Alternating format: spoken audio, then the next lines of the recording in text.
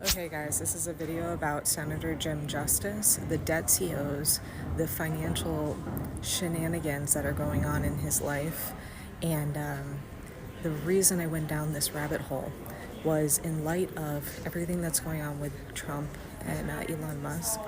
I am staying at the Greenbrier Resort, which is in West Virginia.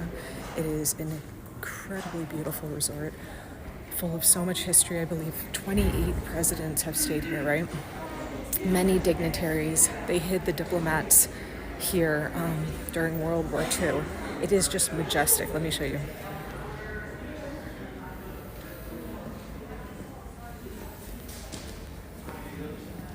Okay, you're getting the point, right? So anyway, I went down this rabbit hole. Look how beautiful. Just absolutely beautiful, right?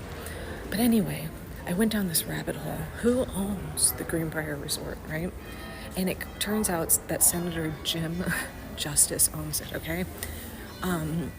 He just became senator of West Virginia, and there are so many similarities between him and Trump. He is a Trump supporter, and he has dealings with Russia as well, right? So stay with me, okay? Just like quickly went down this huge rabbit hole, and I was like, holy crap.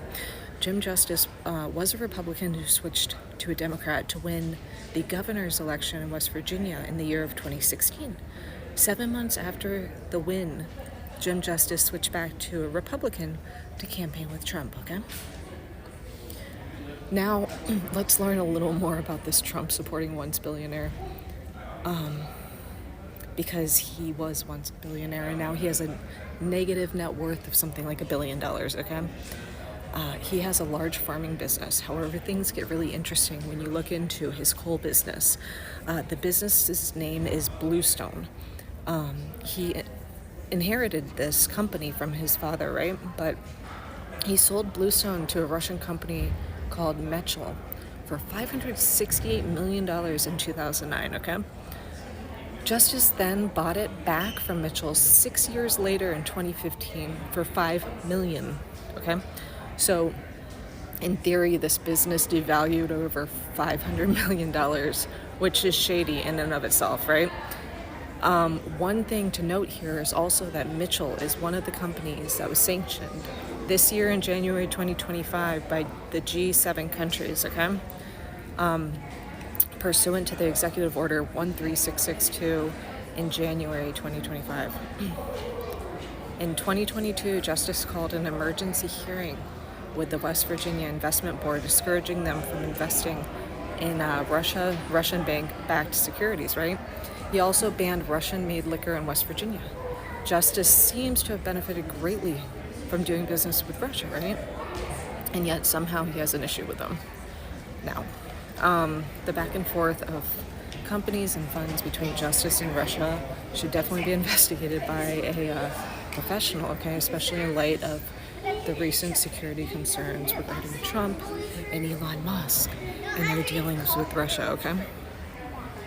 Just a week ago, in January 2025, MSN reported that Senator Justice is more than $1 billion in debt, right?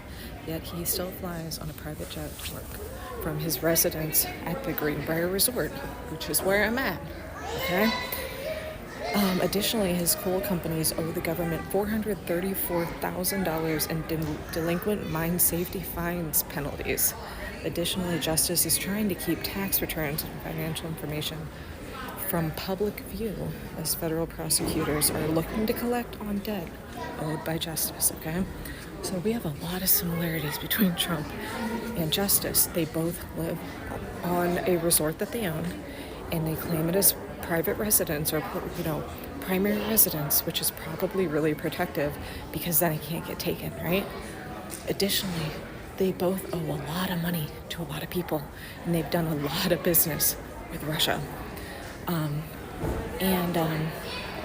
So yeah, anyway, I ended up going down this deep, dark, just rabbit hole in this guy, and I'm sure I only scraped the surface, but look at this place, it's beautiful.